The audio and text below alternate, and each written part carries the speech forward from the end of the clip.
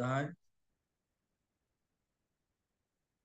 आ, इसके पहले जो क्लास हुआ उस क्लास में हमने पंचमी का अध्ययन किया था। तो पंचमी जो विभक्ति है, तो वो किस लिए हमें हम यूज करते हैं, उसका उपयोग क्या है, अर्थ क्या है, तो हमने देखा था। तो हमने पंचमी विभक्ति का अध्ययन किया। तो पंचमी विभक्ति जो है अकारांत पुल्लिंग शब्द में, जैसे कि हम उसका उदाहरण बुद्ध शब्द के लिए करते हैं। बुद्ध शब्द ये अकारांत शब्द है। तो अकारांत शब्द का जो भी डिक्लेरेशन है या विभक्ति है, तो हमने प्रथमा विभक्ति से लेकर अब तक पंचमी विभक्ति तक हमने अध्ययन किया है। तो आप सभी को पता है प्रथमा विभक्ति का क्या अर्थ होता है, द्वितीया का क्या अर्थ होता है, तृतीया का क्या अर्थ होता है, चतुर्थी का क्या अर्थ होता है, और पंचमी का क्या अर्थ होता है, और किस सिचुएशन में हमें क्या दिखाना है, क्या कहना है। तो उस सिचुएशन में हम उस विभक्ति का अर्थ प्रत्यय के द्वारा, ये सबसे महत्वपूर्ण है, प्रत्यय के द्वारा, मतलब हर एक विभक्ति की जो प्रत्यय होते हैं उसके द्वारा हम उसको प्रदर्शित करते हैं। मतलब जैसे कि पंचमी का अर्थ हमें प्रकट करना है, तो हम उस पंचमी की जो प्रत्यय एक वचन और अनेक वचन में दिए हुए हैं, तो उससे हम वो शब्द को, जिससे हमें वो अर्थ प्रकट करना है, उस शब्द का अर्थ प्रकट करना है, उस शब्द को हम उस विभक्ति के प्रत्यय जोड़ देते हैं। जैसे कि गांव को अगर गांव से अगर हमें बोलना है या समझाना है, तो हम गाम शब्द से पंचमी के जो प्रत्यय है वो जोड़ देंगे। जैसे कि गामा, गामस्मा या गामम्मा, ऐसे विभक्ति के प्रत्यय जोड़ने से हमें पता चल जाता है कि ये जो कुछ होने वाला है, या इस शब्द का अर्थ जो है गांव से, मतलब वो गांव और वो आदमी, वो इंसान जो भी है व्यक्ति, वो गांव से दूर जा रहा है, मतलब उनका विरह हो रहा है। तो इसी तरह हमने चतुर्थी का भी देखा, तृतीया का भी देखा।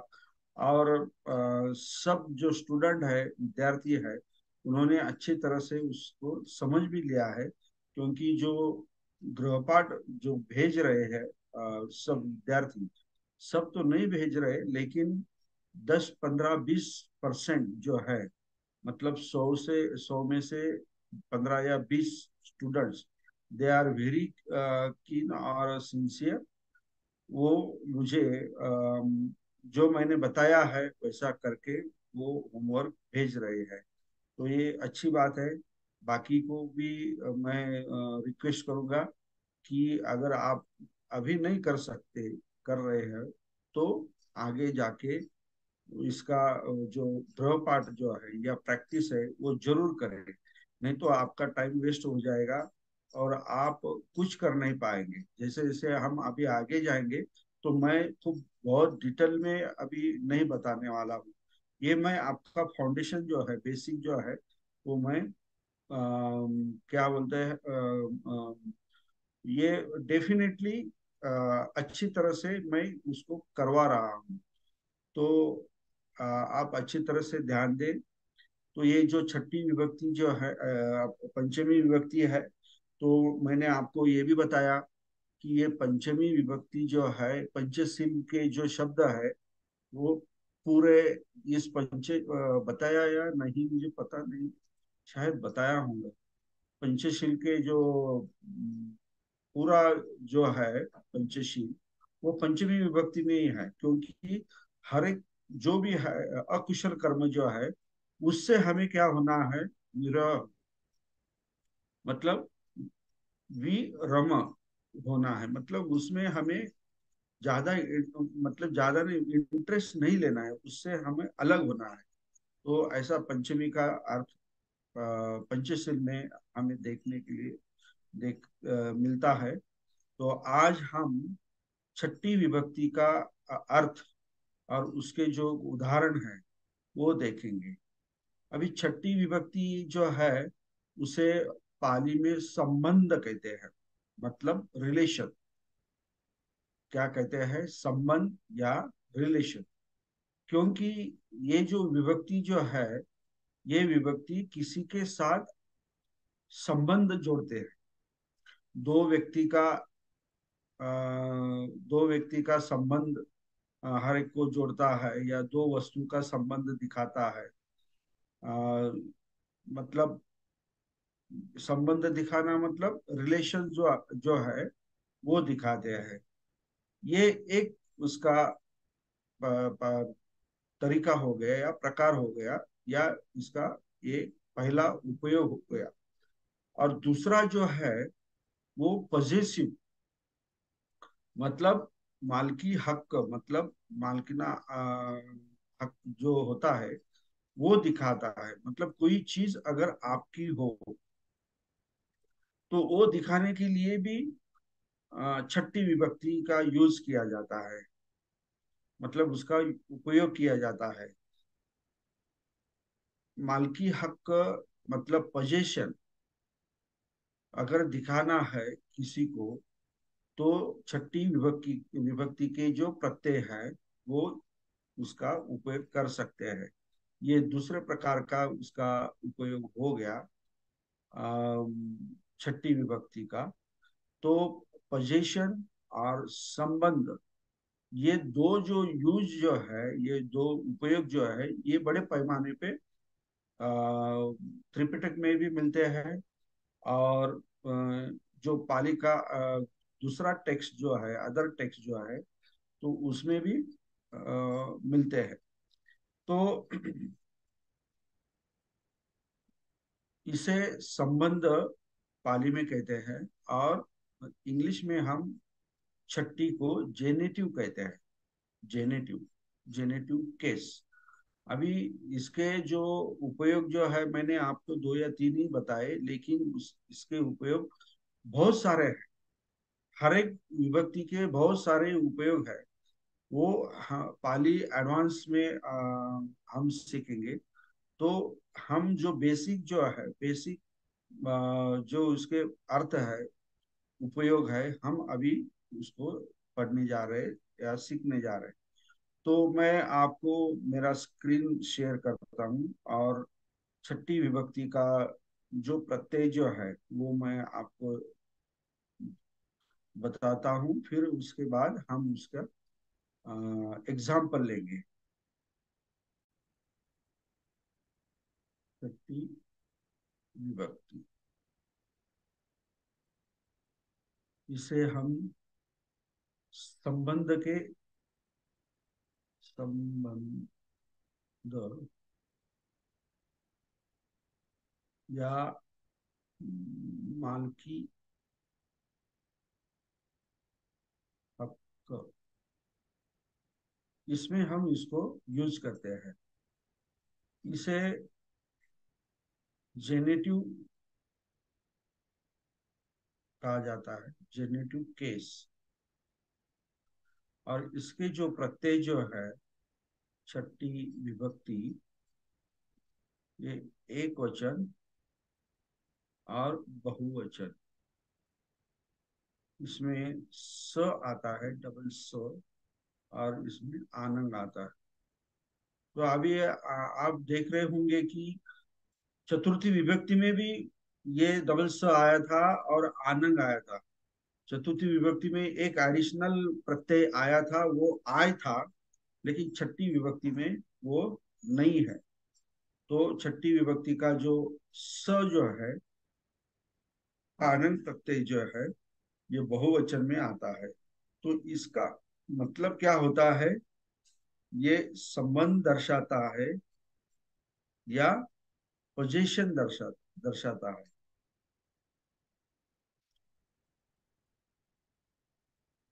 उदाहरण के तौर पर हम लेंगे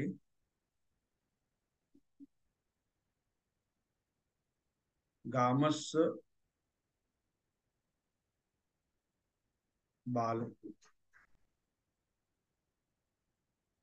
गामस्य बालको। यहाँ पर देखिए, ये जो गाम शब्द है, मूल शब्द, उसे स लग गया है, डबल स। तो ये डबल स जो है, ये छठी विभक्ति का प्रत्यय है, और वो हमें अभी संबंध या पोजीशन दर्शाएगा। तो क्या इसका मीनिंग क्या हो गया? गामस्य बालको, इसका मीनिंग हो गया गांव का लड़का, गांव का लड़का। ये छठी विभक्ति का ट्रांसलेशन करने के वक्त हमें मराठी में उसका सा, ची और चे, इसके जरिए हमें उसका ट्रांसलेशन करना है। मतलब आ, याचा, याची, याचे, या आ, मतलब श्रवणाचा, श्रवणांचे, या भिक्खुनींची, वगैरह वगैरह। जे जिस तरह से ये पोजीशन होगा, ये पुल्लिंग, स्त्रीलिंग और नपुंसकलिंग, चा, ची, चे हम यूज करेंगे। अभी गामस्य बालको, तो ये गांव का लड़का, इसका मतलब हुआ गा, गावाचा मुलगा। ओके। या ब्राह्मणस्य, ब्राह्मणस्य पुत्रो, तो ये डबल स यहाँ पे लग गया। तो ये छठी विभक्ति में है ब्राह्मणस्य, क्योंकि ये पुत्तो जो है वो उनका है, मतलब संबंध दर्शाता है या पोजीशन दर्शाता है। मतलब ये ब्राह्मण का पुत्र है, ऐसा इसका मीनिंग हो गया। ब्राह्मणस्य पुत्र, यहाँ पे मूल शब्द है ब्राह्मण। स, ये जो है जेनेटिव विभक्ति का स, डबल स प्रत्यय यहाँ ब्राह्मण को लग गया, तो ब्राह्मणस्य मतलब ब्राह्मण का। क्यों मराठी में हम कहेंगे ब्राह्मणाचा, ऐसा ऐसा। तो ब्राह्मणस्य पुत्तो, इसका मतलब यहाँ पे देखिए बालको, पुत्तो, ये एक वचन में यहाँ पे लिखा है। हम्म ये ओ प्रत्यय है, बालक अकारांत शब्द है, ओ लग गया बालको, पुत्र ये अकारांत शब्द है, ओ लग गया तो ब्राह्मणस्य पुत्तो का मतलब हो गया ब्राह्मण का लड़का, या ब्राह्मणाचा मुलगा। ओके।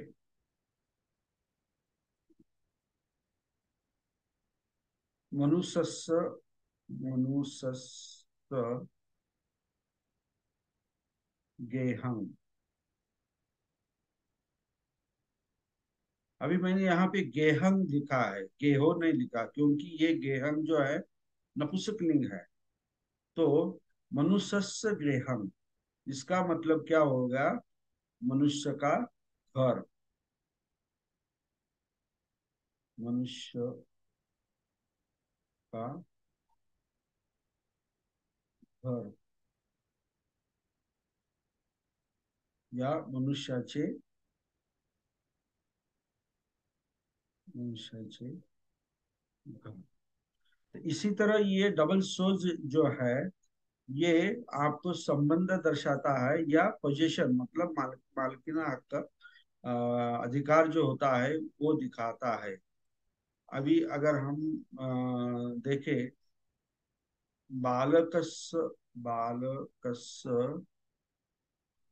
पोथकम, तो बालकस्य पुस्तकम का मतलब क्या हो गया? बालक का किताब, पुस्तकम मीन्स किताब। तो ये बालकस्य पुस्तकम का मतलब हो गया बालक का किताब। इसका मतलब हो गया कि ये जो किताब जो है, ये बालक का, उसका मालकिना उसका खुद का है। वो किताब इसके पोजीशन में है, ऐसा इसका अर्थ होता है। तो बहुत सारे ऐसे अर्थ है, एग्जाम्पल है। ये आपको अभी मैंने जो प्रत्यय लगाकर ये जो उदाहरण दिए, और सारे उदाहरण भी हम देखेंगे इसमें। अम,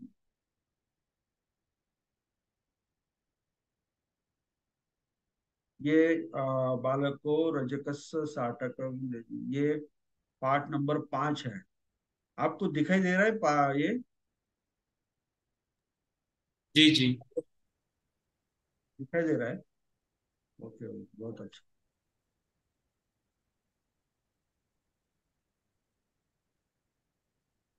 लेकिन पाठ नंबर 5 अलग है ना? क्या? 5 नंबर क्या? हम अभी पाठ नंबर 5 देख रहे हैं ना? हाँ, छठी विभक्ति। तो उसका पार्ट नंबर क्या है? पाठ नंबर उसका 6 है। 6 है ये। ओके हाँ। ओके। और पेज क्रमांक 23। हाँ, ये आ गया देखो, छठी विभक्ति। हम्म, केदारनाथ जी को कोई प्रॉब्लम है? उसने उन्होंने हैंड रेस सर किया मी है। हेच सांगणार होतो. पाठ 6 पेज नंबर 23 हेच सांगणार होतो.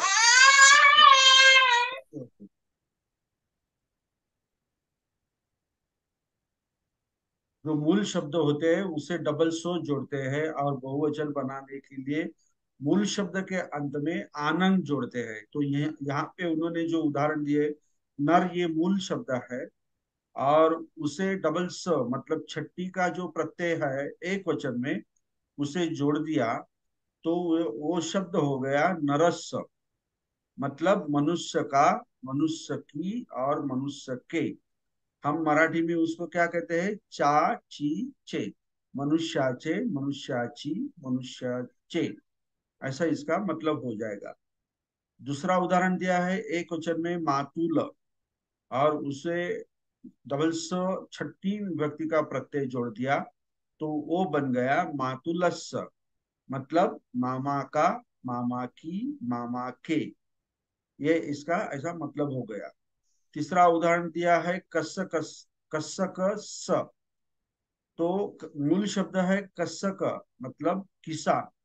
तो उसे डबल स छठी का प्रत्यय जोड़ दिया है एक वचन का, तो वो शब्द हो गया कस्स कस्स। कस्स कस्स ऐसा नहीं कहना है, तो कस्सक स, क्योंकि मूल शब्द यहाँ पे आपको एक साथ ये करना है। ये यहाँ पे कस्स कस्स ऐसा नहीं कहना है, कस्सक स। तो इसका मतलब हो गया किसान का, किसान की, किसान के। उसी तरह बहुवचन में जो प्रत्यय जो है वो है आनंद। ये आनंद प्रत्यय है बहुवचन में, छठी विभक्ति का।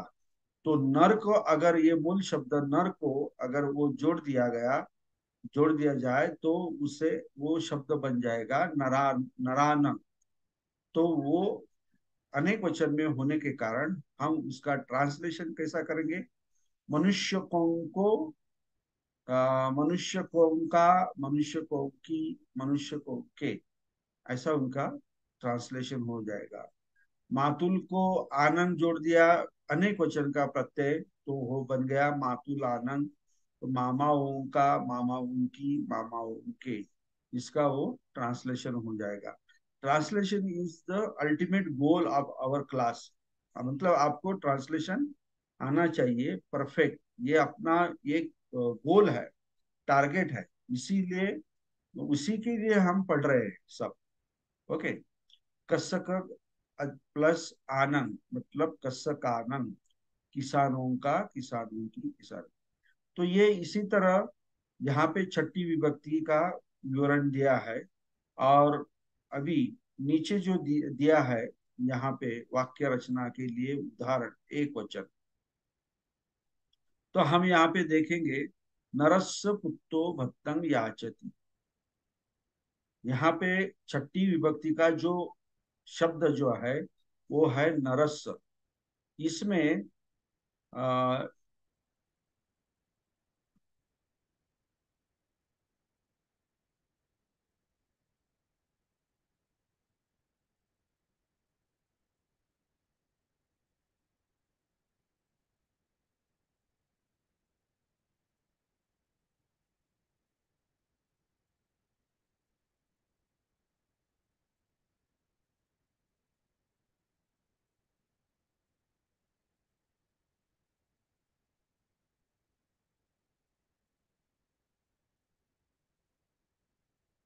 इसमें जो नर शब्द है, न, वो क्या है? मूल शब्द है।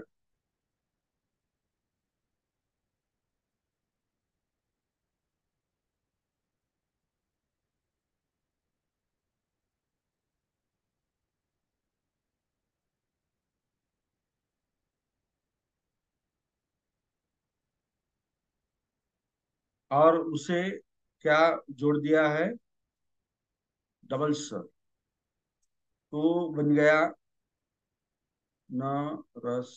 तो इसका मतलब होता है, नरस का मतलब जो होता है वो क्या है?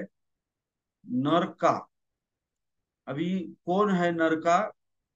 किसके साथ उसका रिलेशन दिखाई देता है? तो पुत्र। तो मतलब ये नर का पुत्र भत्तंग याचती, ऐसा इसका मीनिंग हो गया। अभी यहाँ पे तो क्रियापद जो है याचती है, वर्तमान काल है, की प्रत्यय है, ये तो सब छह जो स्टेप्स जो है वो तो आप अच्छी तरह अभी जान गए हैं और लिख सकते हैं और बता भी सकते हैं। और जो याचती को हम अगर ये कहे, क्वेश्चन करें कि कौन याचना करता है, तो हम अभी यहाँ पे सिर्फ कुत्तो ऐसा नहीं कह सकते। यहाँ पे सिर्फ कुत्तो ऐसा नहीं कह सकते, क्योंकि अभी ये कुत्तो का जो रिलेशन है किसी के साथ है, इस नर के साथ है। तो ये जो पूरा जो है नरस कुत्तो, ये एक्शन कर रहा है, मतलब ये नाम हो गया। मतलब पठमा विभक्ति का ये पठमा विभक्ति का ये नाम हो गया। मतलब क्रिया करने वाला कौन है? वो कुत्ता है, लेकिन उसका भी मीनिंग और ज्यादा इंफॉर्मेशन दी गई है। मतलब नर का पुत्र है। तो हम यहाँ पे कर्ता जो है क्या है? नरस्य पुत्तो ऐसा कहेंगे, ओनली, नॉट ओनली पुत्तो। और अगर हम दूसरा क्वेश्चन करते हैं क्रियापद को, वो क्या याचना करता है? तो वो भत्तन, मतलब खाने की याचना करता है। तो नरस्य पुत्तो भत्तन याचती, इसका मतलब होता है नर का पुत्र खाना मांगता है या याचना करता है, याचना करता है। उस मनुष्य का बेटा। अभी ये उस जो है यहाँ पे लगाने की कोई जरूरत नहीं है, तो तंग नरस्य पुत्र हो जाएगा। उसका मतलब होता है तंग, पाली में, मतलब ये प्रोनाउन में चला जाएगा। तो यहाँ पे ट्रांसलेशन करने के लिए ये आपको मालूम होने के लिए ठीक है, उस यहाँ पे लिखा है। तो मनुष्य का बेटा भात मांगता है, मतलब मनुष्याचा मुलगा भात मागतो। भत्तंग का मतलब है खाना भी होता है, भात भी होता है। ओदनंग का एक्चुअली, ओदनंग का मतलब जो होता है वो राइस होता है, मतलब भात होता है। लेकिन यहाँ पे कभी कभी भत्तंग का भी मतलब भात दिया गया है। दूसरा जो उदाहरण हम एक वचन में देख रहे हैं, मातुलस्य सहायको रथन आहारती। इसका मतलब होता है यहाँ पे मातुलस्य। तो आप एक बात ध्यान में रखिए, अगर ये डबल स, मतलब छठी विभक्ति का जो भी शब्द आएगा, तो उसके आगे पठमा विभक्ति का शब्द आएगा ही आएगा, अगर छठी शब्द हो। तो यहाँ पे देखिए पुत्तो, सहायको, ये नीचे जो है सुपरो। तो ये हमको इसका निरीक्षण करना है। तो हम अभी मातुलस्य सहायको रथम आहारति ऐसा रीडिंग करेंगे, तो आपको थोड़ा कंफ्यूजन हो जाएगा। लेकिन अगर हम मातुलस्य सहायको ऐसा कंबाइन ये करेंगे, तो उसका मीनिंग प्रॉपर आपको समझ में आएगा। तो मातुलस्य सहायको मतलब मामा का मित्र, मतलब मामा का मित्र किसको लाता है? रथ को लाता है। आहारती वर्तमान काल, ये प्रथम पुरुष एक वचन। वो क्या लाता है? तो रथ को लाता है। तो मातुलस्य सहायको का मतलब होता है मामा का मित्र। ओके। और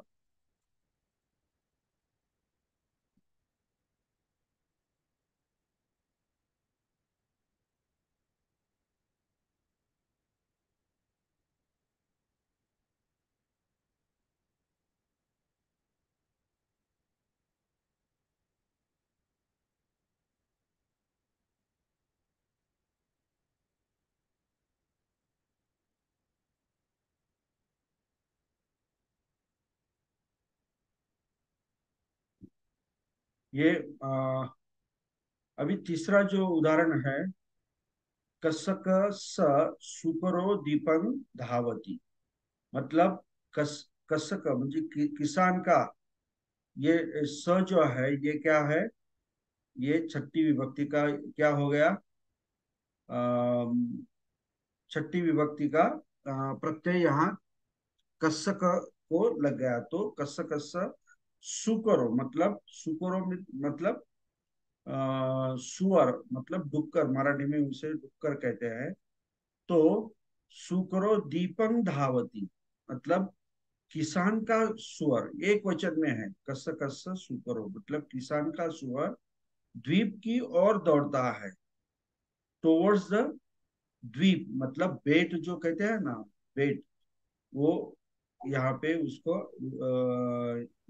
उसका मीनिंग है बेट। ओके। यहाँ पे थर्ड नंबर जो सेंटेंस है, यहाँ पे छठी विभक्ति का जो शब्द है वो कौन सा है, कस कस। यहाँ पे डबल स उसको लग गया है, तो ये छठी विभक्ति का शब्द हो गया। तो इसका मतलब क्या हो गया, इसका मतलब हो गया किसान का, ये नीचे यहाँ पे दिया है, उसका मतलब दिया है किसान का।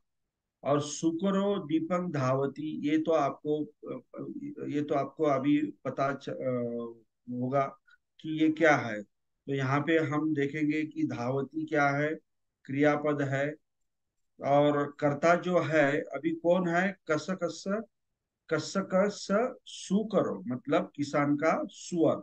ये यहाँ पे अभी क्या हो गया,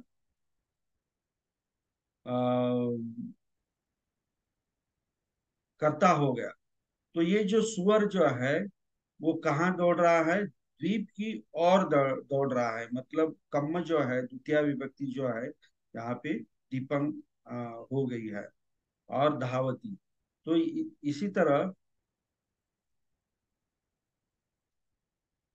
यहाँ पे एक वचन का हमने देखा। अभी हम देखेंगे बहुवचन। तो नर शब्द को हमने यहाँ पे, नर शब्द जो है क्यों आता है समझ में आता।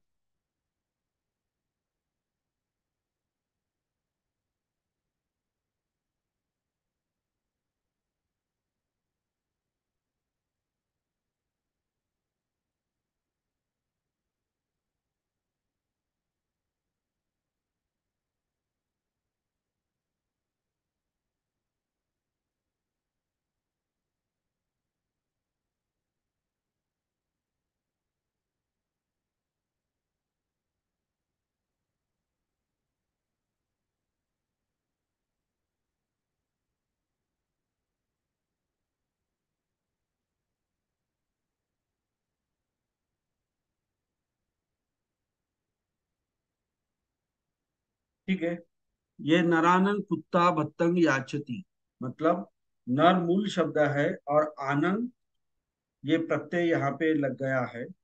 तो नरानन कुत्ता, तो अभी देखिए ये दोनों पुत्तो, पुत्त शब्द भी अनेक वचन में है, और ये जो नर शब्द जो है ये भी अनेक वचन में है। तो नरानन कुत्ता मतलब अनेक नर के बेटे, मतलब नर का मतलब मनुष्य भी होता है, तो मनुष्यानंद, मनुष्यों के मनुष्यों के बेटे।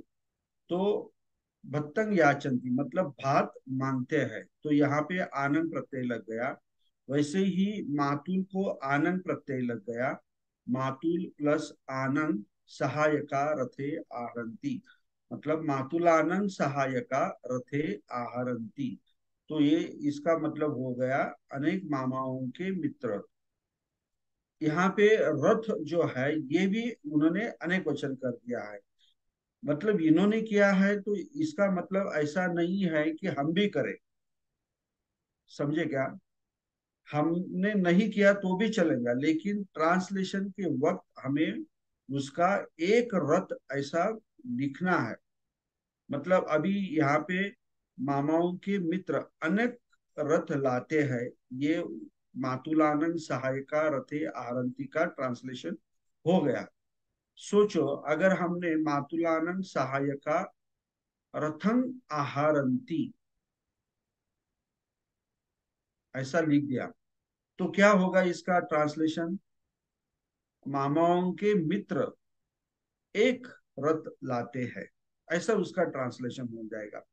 ऐसा भी हो सकता है, मतलब it is not compulsory to change the वचन, कंपल्सरी ऑफ एवरी वर्ड, ऐसा नहीं है। मतलब ऐसा नहीं है कि हम अभी अनेक वचन में कर रहे हैं तो सबका अनेक वचन होना चाहिए। लेकिन एक बात ध्यान में रखनी चाहिए कि अनेक वचन करना है तो कर्ता अगर अनेक वचन में किया तो क्रियापद भी अनेक वचन में करना चाहिए, तभी वो सेंटेंस अनेक वचन में होता है। ये ध्यान में रखिए। ओके। कस्सकानन सुकरा दीपे धावंती, मतलब कस्सकानन मतलब किसानों के सुअर, यहाँ भी उन्होंने सुकरों का अनेक वचन में कर दिया सुअर। दीपे धावंती मतलब दीप की ओर दौड़ते हैं। तो इसी तरह उन्होंने ये बहुवचन का 3 उदाहरण दिए हैं, और नीचे जो दिया है वो अभ्यास 6, मतलब ये छठी विभक्ति का अभ्यास है, मतलब पाठ है। तो हम इसका अभी अध्ययन करेंगे। हाँ, तो ये यहाँ पे हम पहला जो उदाहरण है, कस्य कस्य पुत्तो वेजस्य सहायेन सतीम आगच्छति, तो इसका मतलब क्या हो गया? तो यहाँ पे देखिए, कस्य कस्य पुत्तो मतलब क्या होगा? किसान का लड़का। क्या हुआ? किसान का लड़का। अभी वेजस्य सहायेन सद्धिम, ये जो अभी तीनों दिख रहे हैं, वेजस्य सहायेन मतलब जो डॉक्टर है उस वेजस्य म्हणजे डॉक्टर का जो मित्र है, डॉक्टर का जो मित्र है, यहाँ पे 2 शब्द जो है, ये कस्य कस्य और ये वेजस्य, ये दोनों क्या है? छठी विभक्ति में है। तो ये किसके है? इसके क्या है? इसका कस्य कस्य का पुत्र है और वेजस्य का सहायक है, मतलब मित्र है। हाँ, तो यहाँ पे इसका मतलब क्या होगा? किसान का लड़का डॉक्टर के मित्र के साथ, यहाँ पे सद्दिम है ना, तो यहाँ पे क्या हुआ? यहाँ पे सद्दिम हो गया, यहाँ पे सद्दिम मतलब किसान का लड़का डॉक्टर के मित्र के साथ आता है, ऐसा इसका अर्थ हो गया। ओके। अगर हम अ,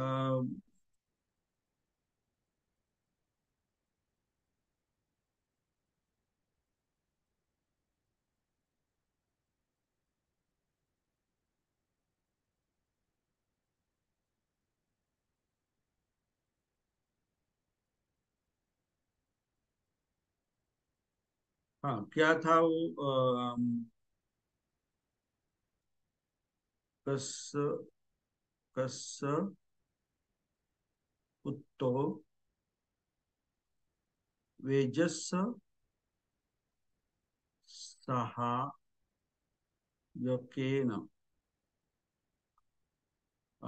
सद्धिम आगच्छति।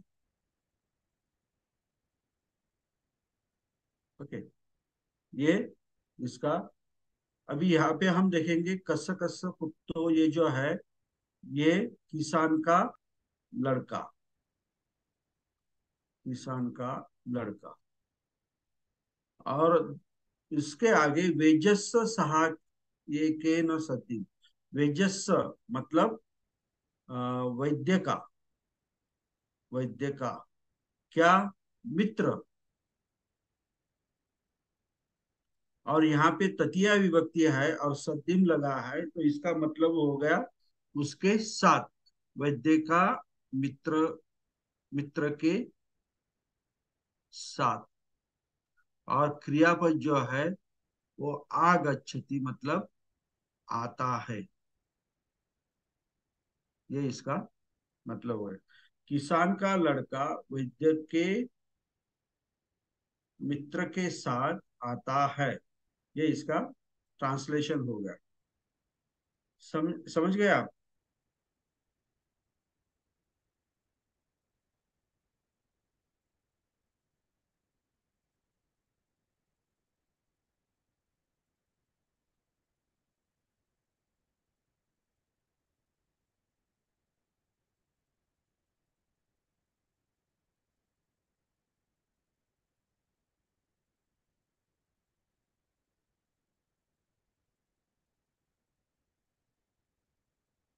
अभी ये पार्ट दिख रहा है क्या आपको? हेलो? हाँ बोलिए। पार्ट पार्ट दिख रहा है क्या? पार्ट पार्ट नहीं अभ्यास दिख। नहीं दिख रहा है? किसान का लड़का वैद्य उतना ही दिख रहा है। ब्लैक बोर्ड दिख रहा है। ओके। हाँ, अभी दिख रहा होगा शायद। नहीं। हाँ अभी दिख रहा है। हाँ, अभी अभी पीपीटी दूसरा। दिख रहा है। हाँ, अभी ये जो अभी ये जो दूसरा सेंटेंस है, ब्राह्मणस्य कुद्दलो हत्तम्मा पतति। तो अभी यहाँ पे देखिए, ब्राह्मणस्य कुद्दालो, ये आपको यहाँ पे शब्द दिखा है। तो ब्राह्मणस्य कुद्दालो का मतलब क्या होता है? ब्राह्मण की कुदल बोलते हैं ना, हिंदी में क्या बोलते हैं? कुदल तो मराठी में बोलते हैं। जो खड्डा खोदने के लिए हम इस्तेमाल करते हैं, तो उसे क्या कहते हैं? कुदाल। और मराठी में कुदल कहते हैं। और हिंदी में क्या कहते हैं कुछ पता नहीं। ब्राह्मण से कुदालो हथम्मा। अभी ये हथम्मा कौन सी विभक्ति हो गई? ये हथ जो है यहाँ पे मूल शब्द है, और माँ मतलब पंचमी विभक्ति का प्रत्यय हो गया। तो हम यहाँ पे देख सकते हैं कि ये पंचमी विभक्ति का शब्द है। तो इसका मतलब हो गया हाथ से, मतलब हाथ से। पतति मतलब हथम्मा पतति। तो क्या पतति मतलब क्या गिरता है? पत का मतलब होता है गिरना। तो क्या गिरता है? तो ब्राह्मण से कुदालो, मतलब ब्राह्मण की कुदाल। ये हथम्मा मतलब हाथ से, मतलब हाथ और कुदाल दोनों अलग अलग हो जाते हैं।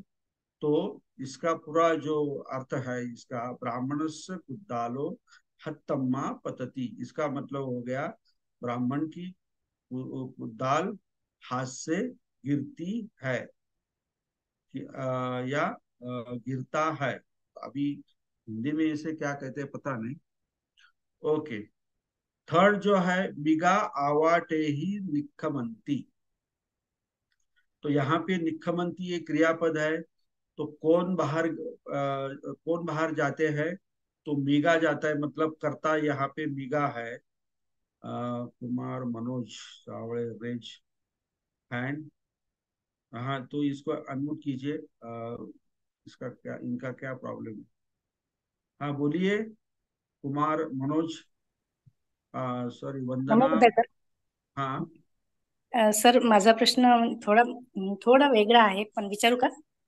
हाँ, विचारा ना।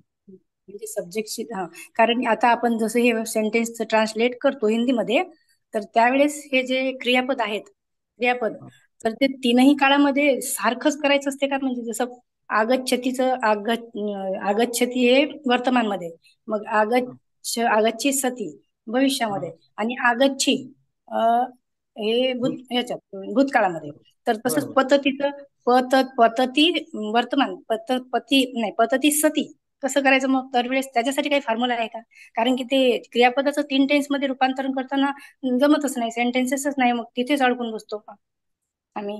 ते तुम्ही जसं आगच्छतीचं केलं ना, तसंच करायचंय ना मग तुम्हाला। पती सती आणि पती, हा पततीचं पतती सती आणि पती भूतकाळामध्ये. हा हा पण तुम्हाला बहुतेक या, येतं नाही. नाही नाही, एक काम, क्रियापदाचा मूळ जो धातू जो आहे, तो अलग करायचा आणि त्याला वर्तमान काळाचे प्रत्यय, भविष्य काळाचे प्रत्यय किंवा अतीत काळाचे प्रत्यय जोडायचे. जो शब्द तयार होईल तो क्रियापद तयार होईल त्या काळातला. म्हणजे फक्त मूळ धातूला हे लावायचं प्रत्यय. आता इथे बघा, पतती जो आहे ना, पत हा मूळ धातू झाला. हा ती तो वर्तमान काळाचा लागलेला आहे, एक वचनाचा. तुम्हाला आता याचा भविष्य काळ करायचा आहे, बरोबर? तर याचा मूळ धातू जो आहे पत, तो बाजूला काढायचा आणि त्याला इस्सती प्रत्यय जोडायचा. तर तो काय होईल? पतिस्सती होईल, नाही का? त्याला जोडल्यानंतर पतिस्सती हा त्याचा भविष्य काळातला क्रियापद तयार झाला. म्हणजे ब्राह्मणस्य कुद्दालो हत्तम्मा पतिस्सती असं जर तुम्ही लिहिलं अनागत काळामध्ये, भविष्य काळामध्ये, तर काय अर्थ होईल? ब्राह्मणाची कुदळ हातातून पडेल. पतिस्सती. आणि भूतकाळामध्ये ही फक्त प्रत्यय पती. मग प्रत्येक क्रियापदाला तसंच फक्त प्रत्यय लावल्याने होतो का? म्हणजे कारांत असो, उकारांत असो. अच्छा. आणि सर नाही, सांगा ना.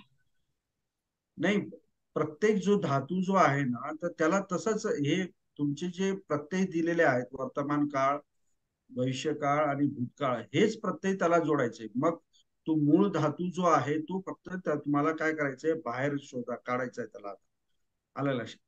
आता इथे बघा, धावंतीचा धाव मूळ धातू आहे, वंदतीचा वंद आहे, पहरतीचा पहर आहे, वगैरे वगैरे. ओके. अच्छा, ठीक. आणि आणखी एक प्रश्न होता. आपण तृतीय विभक्तीमध्ये एन, एही, एबी हे प्रत्यय लागतात.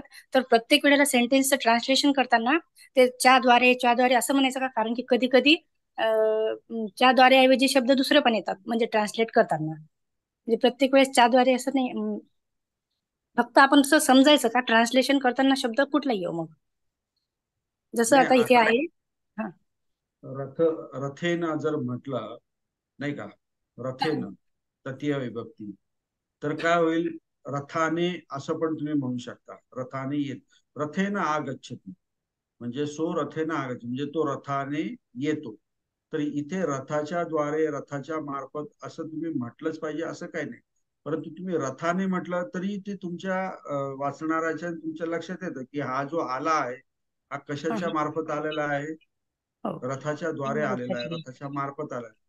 इट इज नॉट कंपल्सरी, परंतु तुमचा तो प्रदर्शित झाला पाहिजे, तो अर्थ दिसला पाहिजे तिथे की हा तृतीय विभक्तीचा आहे. मग एक वचन असो का अनेक वचन असो. तुम्हाला काय दुसरा शब्द आणखी कोणता आला का तृतीय विभक्तीमध्ये काही? नाही, हेच पण याचं ट्रान्सलेशन करताना जसं आता हे आहे, कुमारा हत्ते ही पत्ते आहारिस्सती.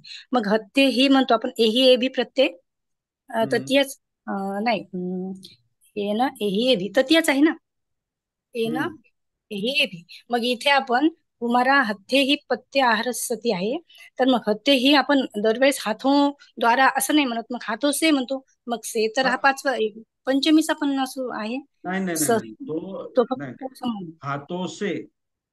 हातों से पात्र लाते है असं म्हटल्यानंतर ते कळतं ना समोरच्याला की हाताने पात्र आणलेलं आहे. तर ती पंचमी नाही होणार.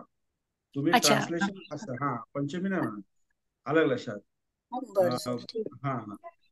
आणि पंचमी जर समजा करायची असेल तर मग कसं होईल ट्रान्सलेशन हिंदीमध्ये?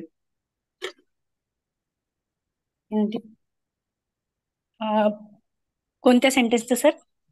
ह्या सेंटेन्स पंचमी मध्ये जर तुम्ही करायचं म्हटलं तर कसं होईल? कुमारा तस्मा आम्हास्मा हा प्रत्यय लागतो. आम्हास्मा हो. मग हथमा हत्तस्मा दोन्ही प्रत्यय चालू शकेल. हत्तस्मा पत्ते आहारिस्सती. आता इथे आहारस्सती हा शब्द आहे, तर हातापासून पात्र आणतो असं वाक्य होऊ शकेल का? हातापासून नाही, हाताद्वारेच. बरोबर. आलं लक्षात? हे तुमचं जे क्रियापद जे आहे ना त्याच्यावर पण लक्ष ठेवायचं. म्हणजे पंचमी विभक्ती ही जी आहे त्या शब्दाचा जो क्रियापद जो आहे ना त्या वाक्यातला, हा त्याला दूर नेत असतो. आता पतती, नंतर गच्छती वगैरे, हे क्रियापद कसे आहेत? हे दूर नेणारे क्रियापद आहेत, है की नाही? हो बरोबर. आता हा आगच्छती पण आहे, पण गामस्मा आगच्छती म्हणजे गावापासून येतो असा. तर तुम्हाला तो सेन्स आला पाहिजे की इथे तृतीय विभक्ती आहे का पंचमी विभक्ती आहे.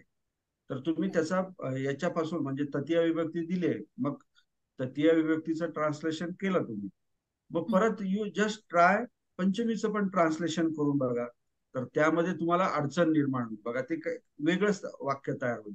मग तुम्ही कन्फर्म करायचं की नाही हे तृतीय मधलंच वाक्य आहे. असं तुम्ही ट्रायल अँड एरर बेसिस वरती तुम्ही प्रॅक्टिस करा. नंतर मग तुम्हाला कन्फर्म होत जाईल ते सगळ्या गोष्टी. ओके. हो सर. हो ठीक आहे सर. आणि सर आता हरती हरती याचं तीन टेन्स मध्ये काय होईल बरं? कसलं काय? हरती हरती आहे, हरती प्रत्यय, ती हा प्रत्यय आहे. मग त्याचं हा. हरिसती ई लागून इस्सती बनेल. हरिसती नुसतं हर हाच आहे का हा धातू? हो ना धातू हर मॅडम, एवढा? ती ती आणि अंती बाहेर काढल्यानंतर उरलेला तो धातूच असतो. अच्छा. आता हरती म्हटल्यानंतर तुम्ही ती बाजूला काढला वर्तमान काळाचा हम्म. प्रत्यय, तो उरला अच्छा. काय? हर उरला ना. तर बरं, मग हो तो हो. हर धातूच आहे किंवा स्टेम आणि आहे, जे काय असेल. अच्छा, आणि त्यालाच जर धातू हा बोला, त्याला जर काय? धातू अनुनासिक असला तर तेव्हा? अनुनासिक. हा म्हणजे वंदंती जसं असा जर असला, वंदती, मग ते हा तर वंद मग जसा आहे. अहो मी तुम्हाला किती वेळा सांगितलं की ती आणि अंती बाजूला काढल्यानंतर जे काही उरेल, जे असेल ते तो धातू. याच्यामध्ये आता तुम्हाला शंका यायलाच नाही पाहिजे. मी काय म्हटलो, हा. वर्तमान काळातला ती आणि अंती हम्म. हे प्रत्यय क्रियापदामधून बाहेर काढले. तर जो उरला जो आहे तो काय आहे? धातूच आहे. इथे बघा धावंती आहे, तर अंती काढल्यानंतर इथे काय दिसतोय तुम्हाला? धावत धातू झाला. बोर्डवर बघा, तुमच्या स्क्रीनवरती दिसतंय का? 4 नंबरचं वाक्य दिसतंय का? हॅलो हॅलो, बोर्ड वरच दिसतंय का? सध्याची दिसतंय ना हो बोर्ड? दिसतंय दिसतंय. मॅडम कुठे गेल्या? त्यांना आवाजच येत नाही. ओके. हो सर, दिसते दिसते सर. हा समजलं सर, थँक्यू. नाही फक्त माझं कन्फ्युजन कसं होतं, जसं वंद आहे तर मग भूतकाळामध्ये वंदी होईल का? हो ना, वंदी होईल ना, असं. होईलच ना. ठीक त्याचा आहे. डाऊट घ्यायचा विषयच नाही. जे होईल ते घ्यायचं. आपलं ठीक आहे सर. स्वतःच काही टाकायचं नाही. जे होईल ते होईल. फक्त नियमाने तुम्ही प्रत्यय त्याला जोडायचे. इथे बघा, ठीक आहे. धावंतीचा धाव झाला, वंदंतीचा वंद झाला, अच्छा. पहरतीचा पहर झाला, आहरंतीचा आहार झाला, गच्छंतीचा गच्छ झाला त्यामुळे. धातू, इच्छतीचा इच्छ झाला, नाही का? हो हो. ददंतीचा काय झाला? इथे दा झाला. हा हम्म. हा फक्त अपवाद आहे. तर मूळ जो धातू जो आहे ना, त्याला तुम्ही भविष्यकाळ आणि अतीत काळाचे प्रत्यय लावायचं. जे तयार होईल ते होईल, त्याच्याबद्दल शंका घ्यायची नाही. ओके. हो ठीक आहे सर, थँक्यू. हा. धन्यवाद सर. Okay, welcome. आता मिगा आवटेही निखमंती म्हणजे बाहेर पडणे, बाहेर पडतात, मतलब बाहर निकलते हैं. तो कौन निकलते हैं? मिगा मतलब बहुत सारे हरिण जो होते हैं वो निकलते हैं. तो कहाँ से निकलते हैं? आवाटे ही. अभी बाहर निकलना ये जो है क्रियापद, उससे पता चल जाता है कि कोई तो भी कहाँ से दूर जा रहा है. तो आवाटे ही लिखा है उसके पहले, तो हमें ये समझना चाहिए कि ये इसका मतलब होता है खड्डा. तो 100% ये खड्डे से ही निकल रहा है. मतलब ये आवाटे जो है, आवाटे ही, ये पंचमी में है. ये क्रियापद से भी हमें बहुत सारे जानकारी मिल मिल जाती है. तो बहुत सारे हिरण खड्डों से बाहर निकलते हैं. मतलब आगे जाते हैं, ऐसा इसका ट्रांसलेशन हो जाएगा। और 4 नंबर का जो है वाणिजानंग अस्सा कस कस गामंग धावंती। अभी यहाँ पे देखिए 2 शब्द है तृतीय छठी विभक्ति में। कौन से? ये वाणिजानंग और कस कस। कस कस। तो वाणिजानंग इसका मूल शब्द जो है ये है वाणिज्य, मतलब व्यापारी। और आनंद जो है इसे क्या लग गया? प्रत्यय लग गया, आनंद।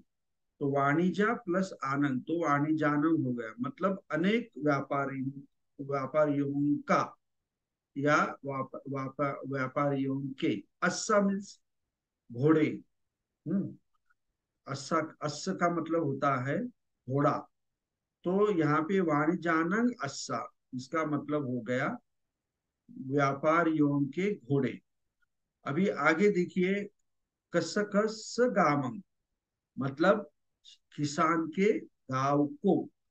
गामंग जो है अभी ये द्वितीय विभक्ति में है, तो यह यहाँ पे अनुस्वार आ गया तो हमें पता चल जाता है कि ये द्वितीय विभक्ति। तो टुवर्ड्स गांव मतलब गांव की ओर। तो किसान के मतलब ये गांव किसका है? तो ये किसान का गांव है, ऐसा इसका मतलब होगा। किसान के गांव को दौड़ते हैं, या किसान के गांव के तरफ दौड़ते हैं। वाणिजानन अस्सा कस कस गामं धावंती मतलब व्यापारियों के घोड़े किसान के गांव के तरफ दौड़ते हैं, ऐसा इसका ट्रांसलेशन हो गया। ओके, वाणिजानन अस्सा। तो हमें ये छठी विभक्ति कब मालूम होती है? कि उसके आगे कोई ना कोई नाउन जरूर होता है। नाउन जरूर होता है। वो एक एक तरफ देखिए तो वो प्रथमा में होता है या द्वितीया में होता है, एक वचन में होता है या अनेक वचन में होता है। तो यहाँ पे 5 नंबर का जो सेंटेंस है या देखिए, 5 नंबर का सेंटेंस, मातुलस्य मित्तो तथागतस्य सावके वंदन्ति। तो यहाँ पे मातुलस्य मित्तो मतलब मामा का मित्र, एक वचन में है ना। ये मातुलस्य भी एक वचन में है और मित्तो भी एक वचन में, मतलब मातुलस्य मित्तो मीन्स मामा का मित्र। तथागतस्य सावके, यहाँ पे अभी तथागतस्य सावके हो गया, मतलब किसके श्रावक है? तो तथागत के श्रावक है। तो यहाँ पे श्रावके जो है अनेक वचन में है और द्वितीय विभक्ति में है, क्योंकि ये अंग और ए, ये द्वितीय विभक्ति की ये क्या है? प्रत्यय है। तो यहाँ पे बहुत सारे श्रावक है। तो वंदती मतलब वंदन करता है। तो कौन वंदन करता है? मातुलस्य मित्तो मतलब मामा का मित्र।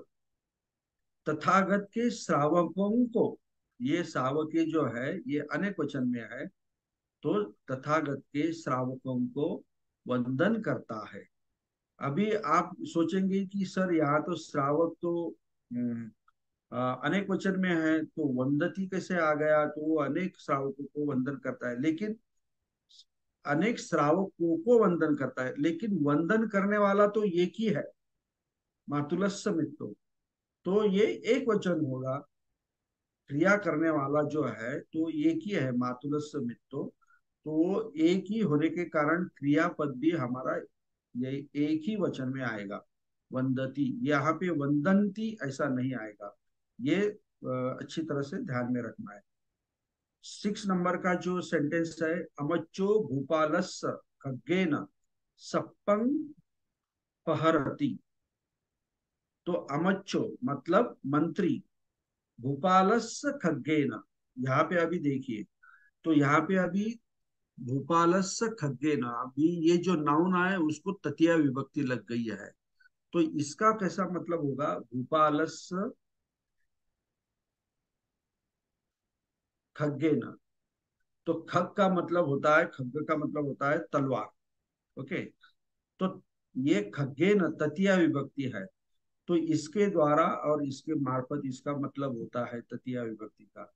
तो ये जो खग्ग है वो किसकी है? भूपालस्य है। ये आपको पता चलना चाहिए, क्योंकि भूपालस्य ये जो शब्द जो है ये छठी विभक्ति में आता है। ये संबंध दर्शाता है या पोजीशन दर्शाता है। तो ये भूपालस्य खग्गेन मतलब भोपाल की, भोपाल के तलवारी से, तलवार से, भोपाल राजा के तलवार से सप्पंग पहरती मतलब सर्प को मारता है।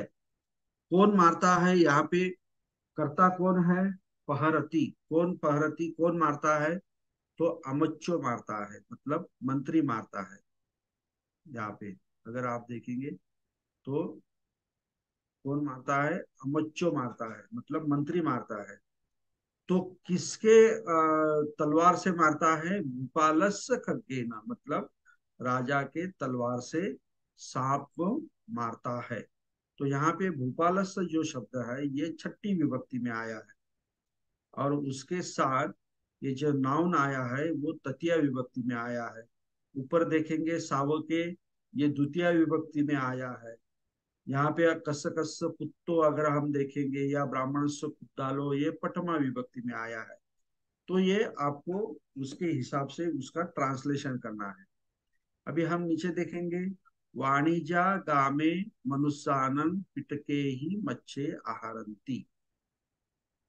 तो क्रियापद क्या क्या है? आहारंती, मतलब ये बहुवचन में सेंटेंस है। आहारंती का मतलब हो गया लाते हैं। आहार का मतलब लाना, ऐसा होता है। तो ये हमें वर्तमान काल और अंति प्रत्यय लग गया, और आहार का मतलब है लाना। तो ये आहारंती का जो मीनिंग है वो हो गया लाते हैं। कौन लाते हैं? दूसरा, पहला सेंटेंस, पहला क्वेश्चन हम हमेशा की तरह पूछेंगे इसे, तो हमें समझ में आता है वाणिज्य मतलब अनेक व्यापारी। ये आहरंती अनेक वचन में होने के कारण हमारा कर्ता भी क्या हुआ, क्या हो गया? अनेक वचन में, मतलब अनेक व्यापारी लाते हैं। अगर हम सिर्फ ये कहे वाणिज्य आहरंती, तो इसका मतलब हो गया व्यापारी लाते हैं। अभी बीच में जो दिए हुए जो शब्द है अभी उनको देखेंगे, लेकिन कर्ता के बाद हमें कर्म के पास जाना है। तो क्या यहाँ पे कर्म क्या किसके ऊपर क्रिया हो रही है? किसके ऊपर वो क्रिया हो रही है? तो यहाँ पे मच्छे जो है, मतलब मछली जो है इसके ऊपर क्रिया हो रही, तो मच्छे। तो ये द्वितीय विभक्ति अनेक वचन है। ओके, ये क्या है? द्वितीय विभक्ति अनेक वचन। तो मच्छे मतलब व्यापारी मछलियों को, ये भी अनेक वचन है, मछलियों को लाते हैं। अगर हम पाली का जो अगर सेंटेंस ले, वाणिज्य मछलियों को लाते हैं, ये हो गया। अभी ये गामे मनुष्यानंग पिटके ही, अभी ये देखेंगे वाणिज्य गामे मनुष्यानंग पिटके ही मच्छे आहरंती। तो यहाँ पे छठी विभक्ति कौन सी है? कौन से शब्द से है? तो मनुष्यानंग। मनुष्य, मनुष्य प्लस आनंद मतलब मनुष्य, मनुष्यों के, मतलब मनुष्यांचे। पिट के ही, तो यहाँ पे पिट के ही आहारंती होता है। तो समझिए लाते हैं, तो किसके द्वारा लाते हैं? तो इसका मतलब पिटक मतलब जो पेटारा जो होता है ना, उसका जो टोकनी कहते हैं ना, उसके मार्फत, मतलब उसके जरिए, ऐसा इसका मतलब होगा। मनुष्यानंग पिटके ही मतलब मनुष्यांच्या पिटाराद्वारे किंवा पेटीने किंवा टोपलीने, अनेक टोपलीने मासे आणतात।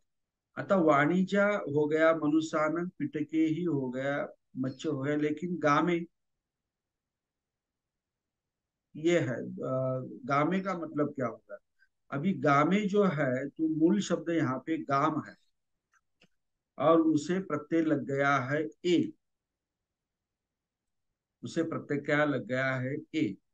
तो अभी हमने द्वितीय विभक्ति में देखा है कि ए प्रत्यय अनेक वचन में आता है, तो अनेक गांव को, ऐसा इसका मीनिंग हो जाएगा।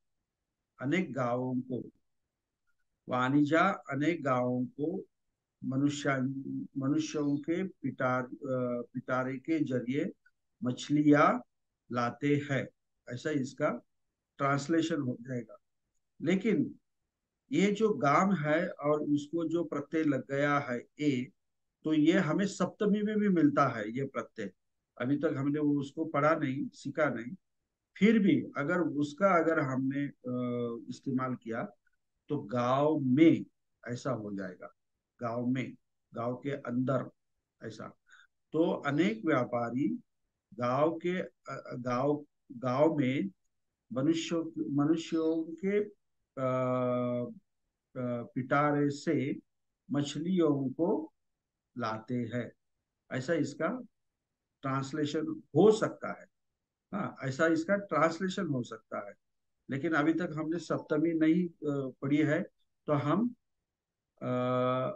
द्वितीय विभक्ति ही का इस्तेमाल करेंगे। तो ये अनेक वचन है गामे, तो अनेक गांवों को, अनेक व्यापारी अनेक गांवों को मनुष्य मनुष्य के पिटारे से मछलियां लाते हैं। तो ये ट्रांसलेशन उसका सही हो गया। ओके।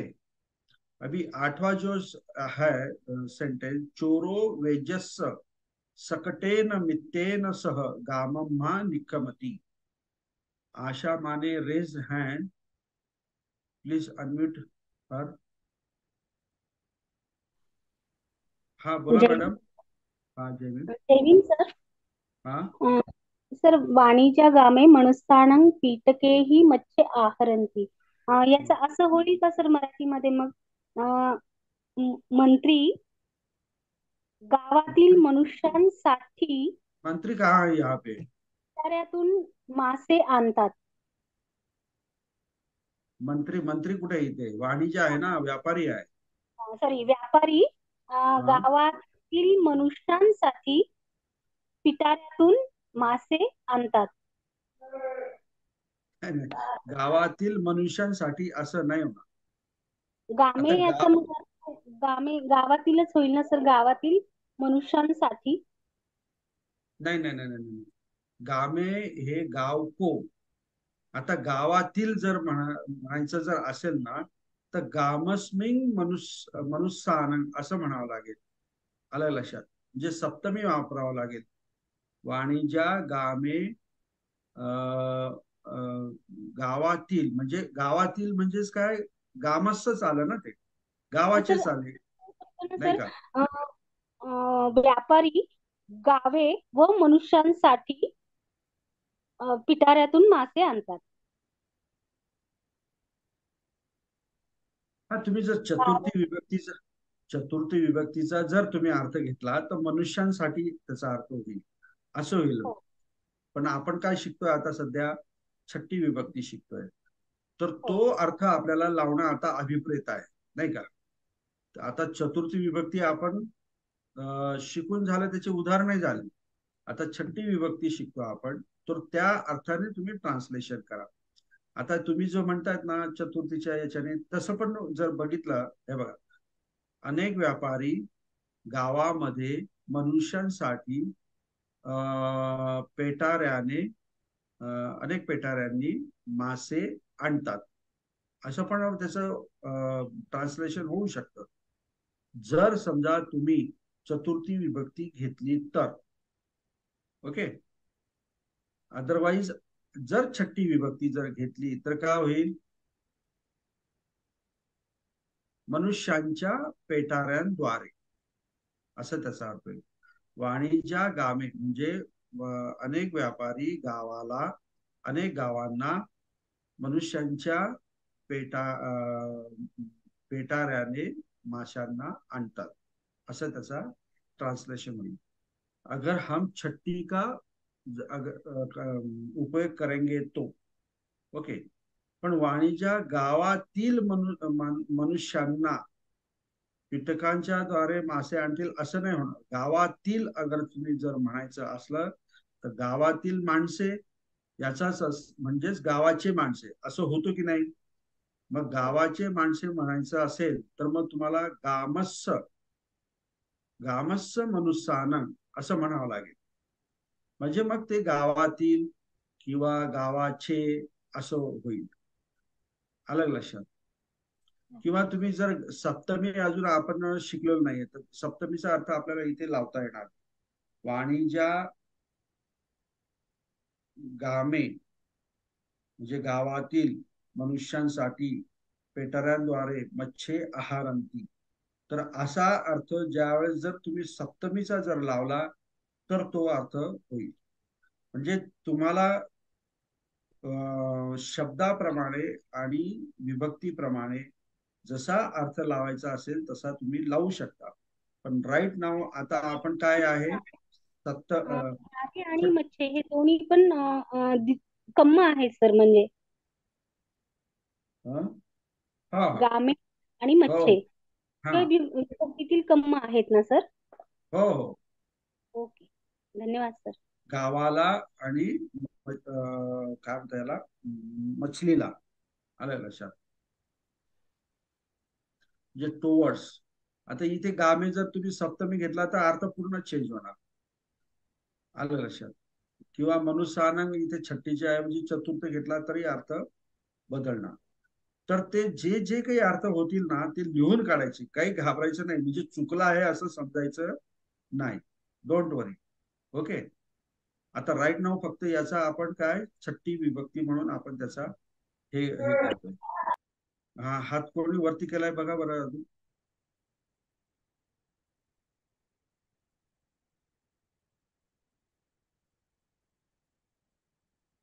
To participant. हा कोण? हॅलो. जागृती. हा बोला हॅलो मॅडम. सर. ह्याच हा वाक्याचं मी असं मराठीमध्ये केलं. याच वाक्याचं अनेक व्यापारी गाव से मनुष्य के टोकरी में मच्छे लाते हैं असं होऊ शकते का सर? नाही नाही, तुम्ही तर सगळं त्याचं हेच करून टाकला. त्याचा अर्थ असा कसा होईल सांगा परत. तुम्ही काय केलं? अनेक व्यापारी अनेक गाव इथेच चुकत आहे सर. थोडस गावे आहे ना, अनेक गावे. इथे थोडसा अर्थ येत नाही आहे. मनुष्य के टोकरी में मच्छे लाते हैं. टोकरी में नहीं है, ये टोकरी में टोकरियों से है. टोकरी से, कारण टोकरी. हा हा, पंचमी कारण विभक्ती आहे. इथे तृतीया विभक्ती लागलेली आहे. टोकरी में नाही. टोकरी में जर असं म्हटलं ना तर मग ती सप्तमी विभक्ती लागते. ती आपण शिकलेलो नाही, त्यामुळे तो विषय येत नाही. आता गामेचं काय म्हटलं तुम्ही? गामेचं काय केलं? गामा, गावे. नाही नाही, वाणिज्या गामे. परत मराठीतलं ट्रान्सलेशन सांग काय केलं. अनेक व्यापारी गाव से मनुष्य आता गाव को. से, हा एक मिनिट. गाव से हे तुम्ही कसं म्हणू शकता? नाही येत सर, गाव से भी नाही येत. गाव से म्हटलं तर एक तर तुमची पंचमी विभक्तीचा प्रत्यय इथे लागला पाहिजे होता, नाही का? पण इथे हो, म्हा स्मा आणि म्हा आहे का? नाही आहे. इथे ए आहे. गाम ए आहे. मग तो एक प्रत्यय कुठल्या विभक्तीमध्ये आहे ते शोधायचं आणि त्या विभक्तीचा अर्थ लावायचा.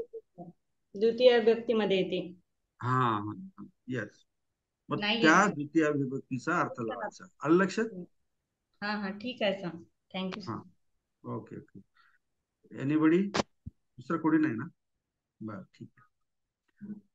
8वं वाक्य आहे चोरो वेजस्स सकटेन मित्तेही सह गामम्मा निखमती. ओके. चोरो निखमती म्हणजे बाहर निकलना, बाहर निकलता है. ओके. बाहर निकल, कौन निकलता है बाहर? चोरो. हाँ, ये फाइनल हो गया. तो वेजस्स सकटेन मित्तेन सह गामम्मा. वेजस्स सकटेन इसका मतलब हो गया वैद्य के गाड़ी से, मतलब बाय, मतलब उसके द्वारा। हाँ, मतलब वैद्य के गाड़ी से, मतलब पंचमी नहीं है। हाँ, ये ए ना मतलब है तो तृतीया हो गई। मतलब वैद्य डॉक्टर की गाड़ी से, मित्तेन सह, मतलब मित्र के साथ। ये जो हो गया मित्र के साथ। ओके।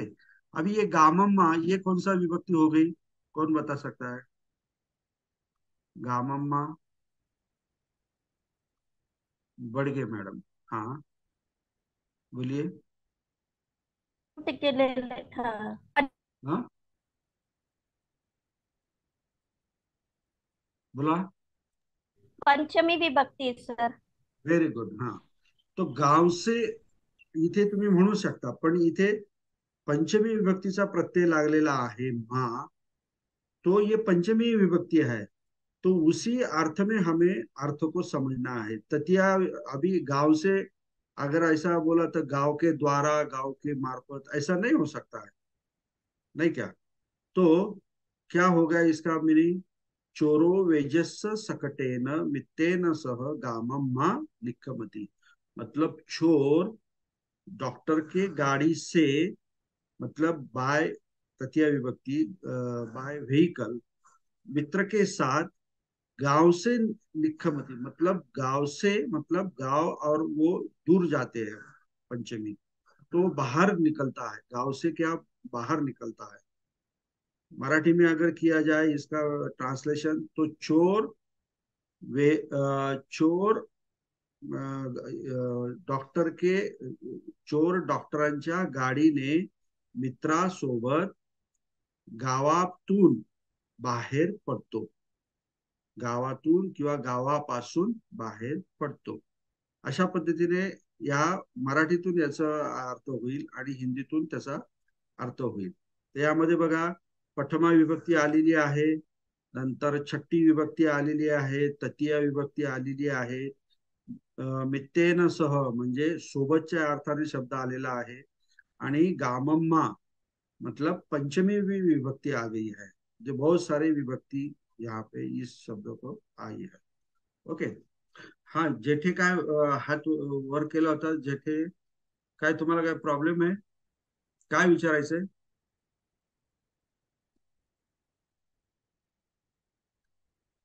हाँ, बोला.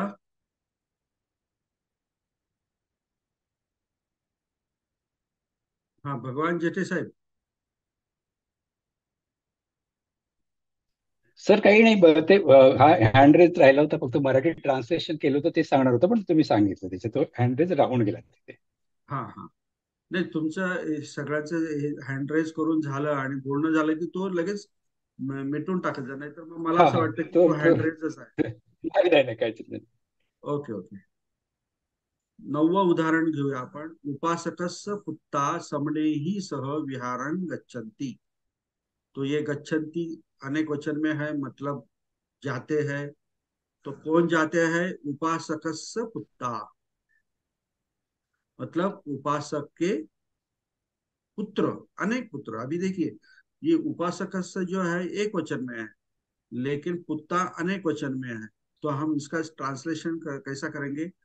एक उपासक के अनेक पुत्र हो सकता है ना, ऐसा एक को अनेक पुत्र हो सकते हैं, ऐसा नहीं कि अनेक उपासक के अनेक पुत्र ही लिखना है।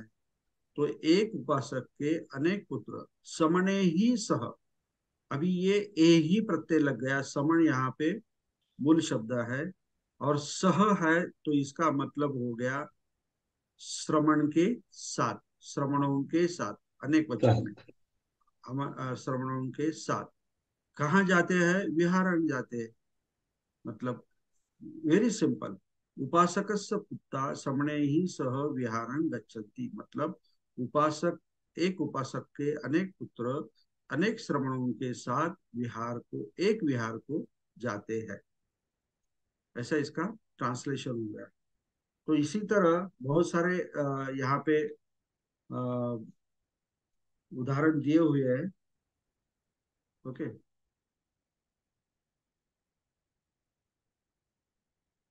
मतलब 30 30 30 एग्जाम्पल दिए हुए हैं। तो मैंने अभी 9 एग्जाम्पल दिए हैं। तो मुझे लगता है कि आप सबको ये समझ में आया होगा, छठी विभक्ति। तो ये जो बाकी अभी जो सेंटेंस है, ये आपको क्या करना है, इसका होमवर्क करना है। ओके। ये पाली में अनुवाद करे, ये भी मैं आपको एक सेंटेंस उदाहरण के तौर पर देता हूं, तो आप भी इसका ट्रांसलेशन के लिए ट्राई कीजिए। तो ये 2 नंबर का लेंगे हम। ये ओके। मामा का मित्र किसान के लड़के के साथ भात पकाता है।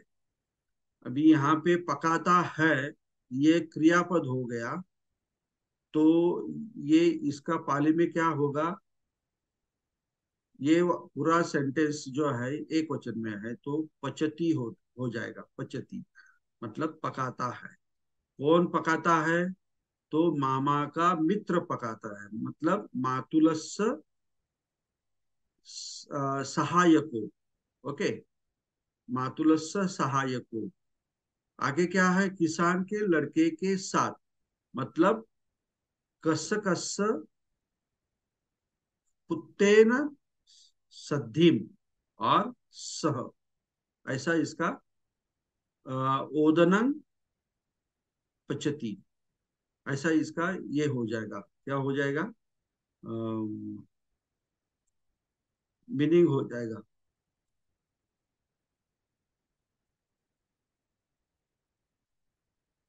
क्या है ये? वो मातुलस, मातुलस पुत्तो कस कस सॉरी कस कस मित्तेन सह,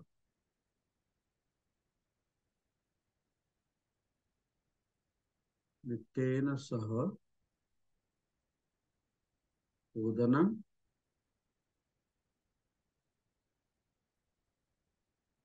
अरे मैंने तो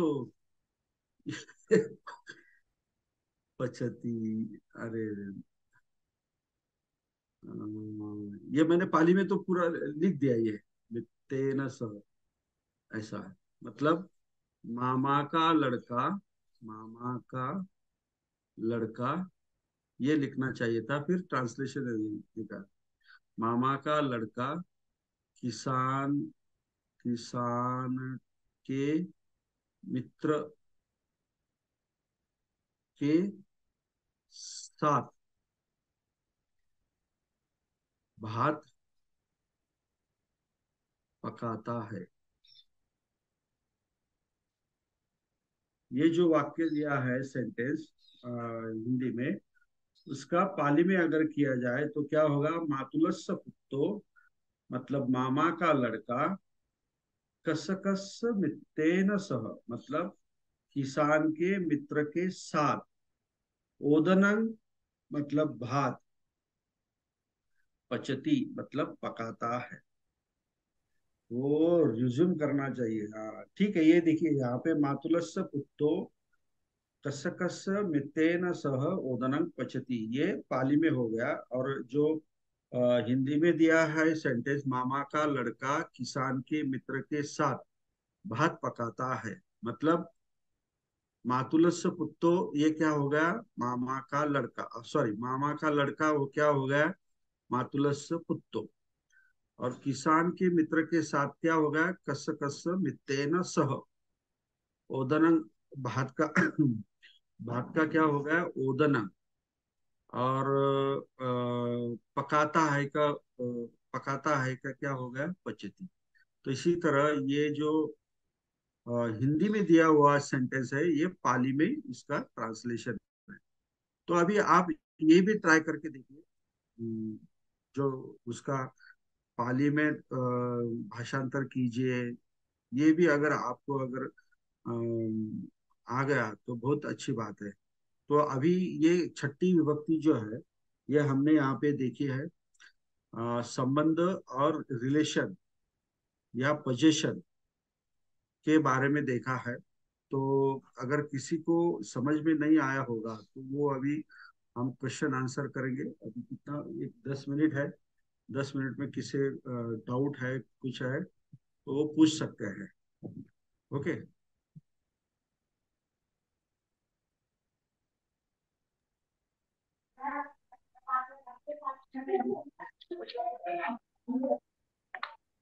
बोलिए केदारनाथ जय भीम जी। सर. हाँ जय जी, भीम सर. जय भीम जय भीम। सर ते विद्यार्थी वाक्याबद्दल विचारायचं होतं. हाँ हाँ हाँ हाँ। जसं एखादी वाक्य आहे समजा, रज्जको सहाय्येन सह साठकं धोवेय. बरोबर आहे का सर? रज्जको रज्ज को काय? सहाय्यकेन रज को काय? रज को सहाय्यकेन सहाय्यकेन सह सह साठकं साठकं धोवेय. जसं म्हणजे धोवती होतं ते, त्याचं धोवेय केलं. धोवेय. हा. त्याचं मराठीमध्ये धोबी मित्रासह धोबी मित्रासह वस्त्र धुवावे असं होईल का सर? धोबी मित्रासह वस्त्र धुवावे. वस्त्र धुवावे. हो हो. हा बरोबर आहे ना? किंवा धोबीने असं होईल का? हा धोबीने. हा धोबीने अच्छा. मित्रासह वस्त्र धुवावे. हो हो. Thank you sir. Okay okay. Good good. Very nice. ते पूर्ण सोडवले सर त्याच्यातले. ते विद्यार्थी सोडवले. बरं बरं बरं बरं. सोडवले का? चालेल चालेल. छान. Okay okay. नेक्स्ट कोण है?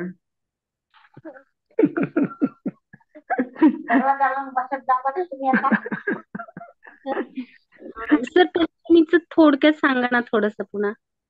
काय?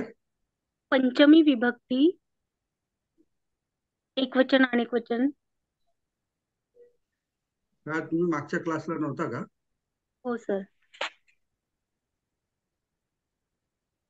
मागच्या तुम्ही संदेशची रिव्हिजनचं घेत नाही का? रविवारला टाकत नाही का सेशन? जसा वेळ मिळतो तसं अटेंड करते. ओके मैडम, मुझे मैसेज कीजिए. ठीक है.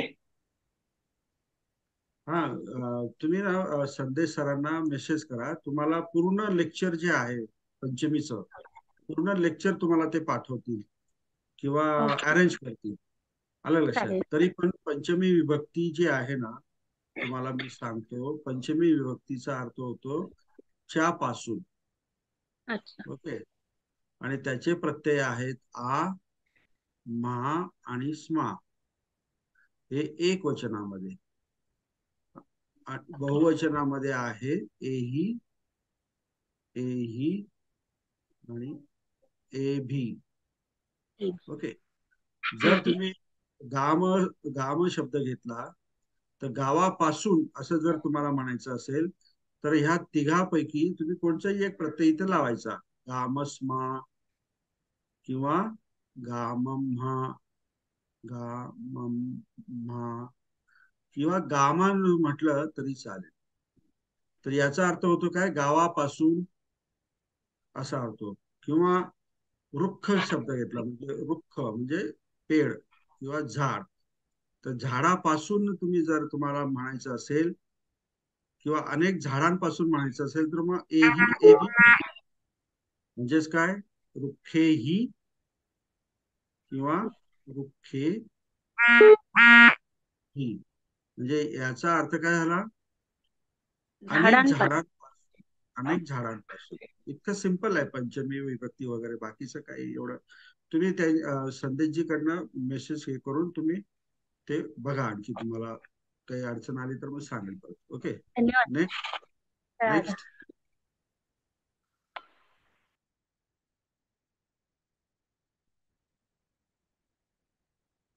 नेक्स्ट कोणी आहे का?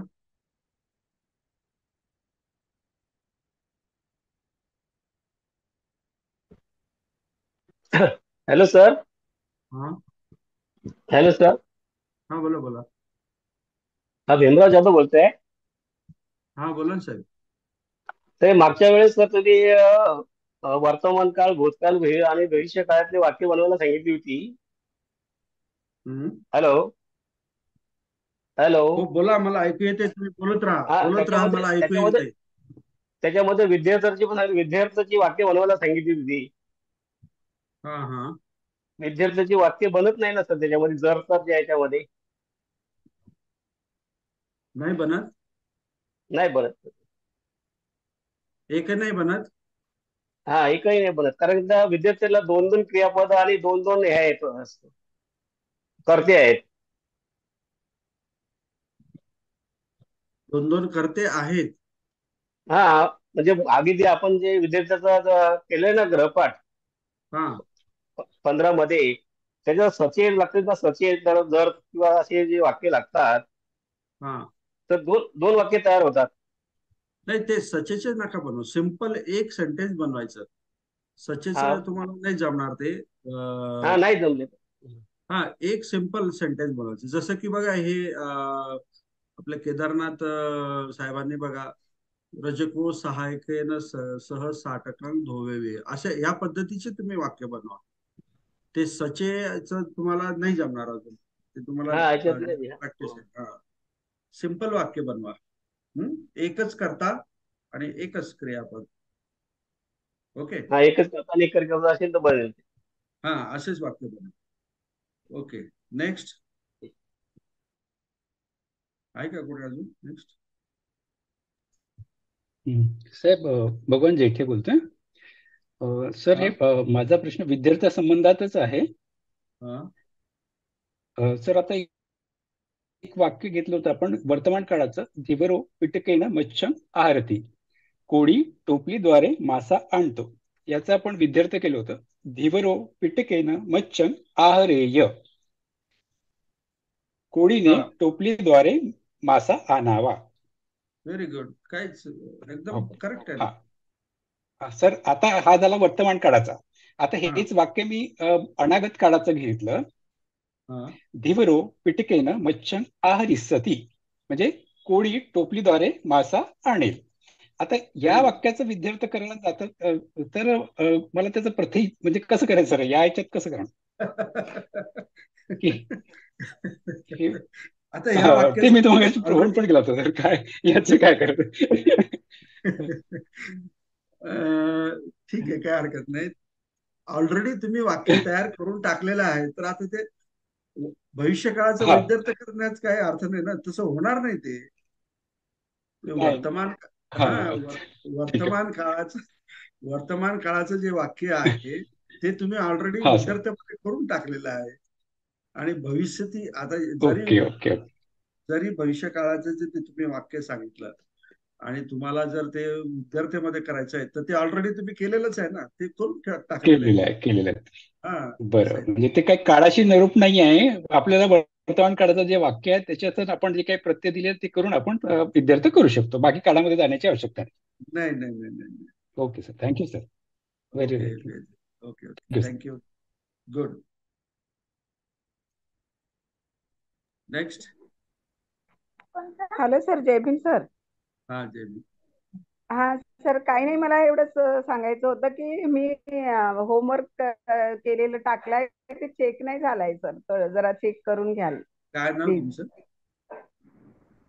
सुनीता ढोके. ओके, सुनीता ढोके. हो, आज रात्री बघतो. चालेल. नेक्स्ट आहे का कोणी? नाही. Okay. Vishakha, please unmute mic. Hello sir, मलाही तेच होतं की भूतकाळ आणि विद्यार्थ करताना जसं बुद्धो सावके पुच्छती, तर बुद्ध श्रावकांना विचारतात. तर मग जसं भूतकाळ करताना बुद्धांनी श्रावकांना विचारले आणि विद्यार्थ्याला बुद्धांनी श्रावकांना विचारावे, तर नाही बुद्धो तसाच राहील ना, तेच कन्फर्म करायचं होतं मला. नाही, क्रियापदामध्ये चेंज होईल, बाकी काही चेंज करायची नाही. ओके, तो थँक्यू सर. सावकां पुच्छेय नाही का, हा म्हणजे हा हा असं अलग, बुद्धांनी ओके. सावकांना विचारावे हा, असं. तर ते बुद्धानी झालं तर तेच मला कन्फर्म करायचं होतं की नाही नाही, बुद्धो ती तशीच राहील ना विभक्ती. हो हो, ती तशीच हो राहील, हो. तशीच राहील, त्याच्यामध्ये ओके नाही बदली ओके करायची. सर. ओके हा, सर, गुड थँक्यू. गुड, छान, गुड गुड.